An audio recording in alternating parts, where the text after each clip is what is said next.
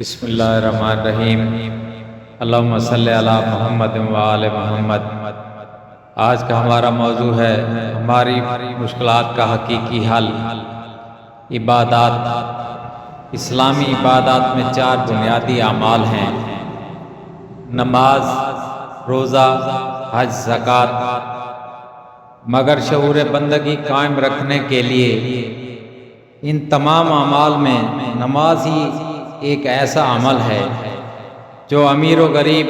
مرد و عورت، غلام و آزاد سب کے لیے یکساں طور پر ضروری قرار دیا گیا ہے۔ زکوٰۃ، حج، روزہ کی طرح نماز دولت مندی یا مخصوص مہینے یا مخصوص حالات سے مشروط نہیں ہے، بلکہ نماز ایک صلہ عام ہے۔ اسے ہر شخص خیر و برکت حاصل کرتا ہے۔ اسلامی صحیفہ اور احادیث میں نماز کی بے حد تعریف اور بار بار تاکید کی گئی ہے، کیونکہ یہی وہ عمل ہے جس سے تزکیہ نفس و تطہیر قلب کے علاوہ بندہ اپنے خالق کے ساتھ تعلق قائم رکھ سکتا ہے۔ اسی لیے اسلامی عبادات میں فریضہ نماز کو اولویت حاصل ہے، اور سب سے زیادہ زور اسی بات پر دیا گیا ہے نماز ہی بندہ مومن میں اطاعت و بندگی کے جذبہ کو بیدار کرنے والی چیزوں میں سب سے اہم ہے۔ اس کی ایمانی قوت کا ثبوت ہے، اس کے اخلاق کی سلامتی و حفاظت کا ذریعہ ہے، جس میں مختلف گوناگون حرکات و سکنات سے اسے اظہار عبودیت کا موقع مل کر سکون قلب اور اطمینان بھی حاصل ہوتا ہے۔ پاک و صاف ہو کر صحیح نیت اور پختہ ارادے کے ساتھ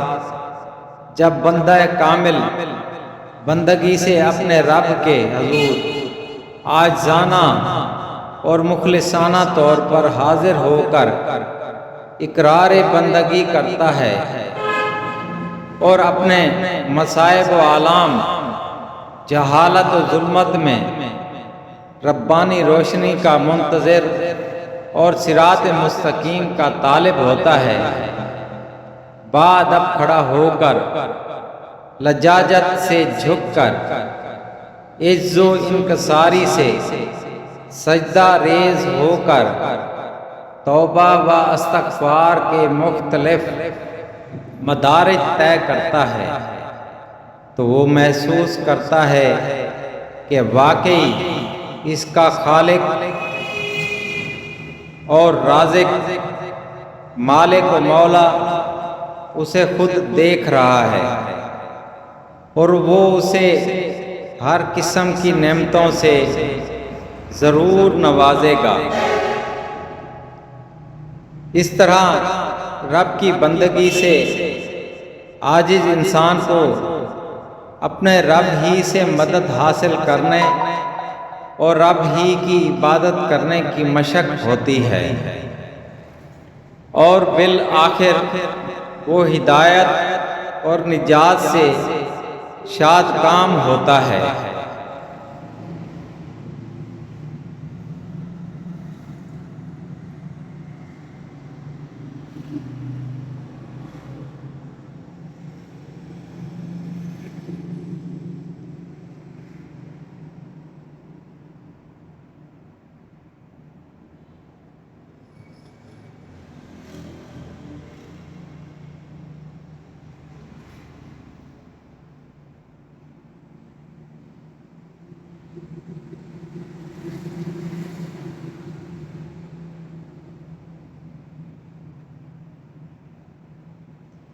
عبادت کے لیے فراغت۔ اللہ تعالیٰ کی عبادت کے لیے فارغ ہونے سے یہ مراد نہیں ہے کہ بندہ دن رات حصول رزق کے لیے کوشش نہ کرے، بلکہ اس کے معنی یہ ہیں کہ جب اللہ تعالیٰ کی عبادت کرے تو اس کا دل اور جسم دونوں حاضر ہوں، عبادت میں خشوع و خضوع ہو، رب ذوالجلال کی عظمت و کبریائی اس کے دل میں ہو، اس کو اس بات کا احساس ہو کہ وہ کائنات کے مالک اللہ تعالیٰ سے ہم کلام ہے، اور حضور صلی اللہ علیہ وسلم کا یہ ارشاد مبارک بھی سامنے ہو جس میں اس طرح عبادت کرنے کے بارے میں بتایا گیا ہے کہ اللہ تعالیٰ کی عبادت اس طرح کرو کہ گویا تم انہیں دیکھ رہے ہو۔ اگر یہ کیفیت نہ ہو تو کم از کم یہ تو ہو، اگر تم انہیں نہیں دیکھ رہے تو وہ تمہیں دیکھ رہے ہیں۔ حضور نبی کریم صلی اللہ علیہ وسلم نے اس حدیث شریف میں امت کو خبر دی ہے کہ توجہ اور دل جمی سے عبادت کرنے والوں کو درج ذیل انعامات عطا فرمانے کا خود اللہ رب العزت نے وعدہ فرمایا ہے۔ نمبر 1، خوشحالی سے اس کے دل کو بھرنا۔ نمبر 2، رزق سے اس کے دونوں ہاتھوں کو بھرنا۔ مذکورہ بالا حدیث شریف میں جناب رسول کریم صلی اللہ علیہ وسلم نے امت کو یہ بھی بتلایا ہے کہ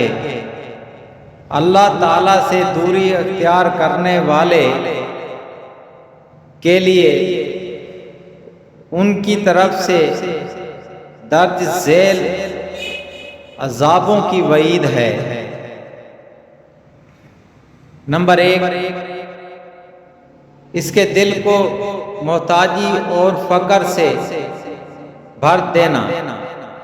نمبر 2، بیکار کاموں میں اس کو الجھا دینا، اور جس دل کو دلوں کے پیدا کرنے والے خزانوں کے مالک اللہ تعالی تونگری سے لبریز کر دیں، محتاجی کا احساس اور دست نگری کا تصور کیسے اس کے قریب بھٹک سکتا ہے، اور جس کے ہاتھوں کو کائنات کے رزاق رزق سے بھر دیں، وہ غربت و افلاس کا شکار کیوں کر ہو سکتا ہے، اور جس کے دل کو کائنات کے مالک جل جلالہ محتاجی سے بھر دیں، کائنات کی ساری قوتیں متحد و متفق ہو کر بھی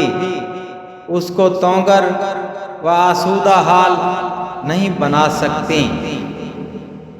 اور جس کو اللہ جبار و قہار بیکار اور لا یعنی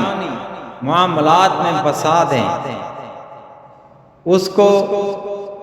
بلا فراغت کون مہیا کر سکتا ہے؟ لہذا ہمیں بھی چاہیے کہ اپنے آپ کو فارغ کر کے، یعنی دل و جسم دونوں کو حاضر کر کے، اس طرح کہ اللہ تعالیٰ مجھے دیکھ رہے ہیں، اللہ تعالیٰ کی عبادت کریں تاکہ دنیا اور آخرت میں راحت حاصل کر سکیں۔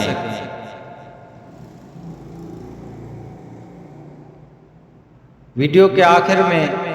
اللہ پاک سے دعا ہے کہ اللہ پاک ہمیں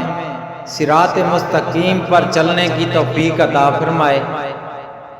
اور نماز پنجگانہ ادا کرنے کی توفیق عطا فرمائے، آمین ثم آمین۔ اگر آپ کو میری ویڈیو پسند آئی ہو تو ویڈیو کو لائک، کمنٹ اور شیئر ضرور کر دیں، اور آخر میں میرے چینل کو سبسکرائب کر دیں۔ جزاکم اللہ۔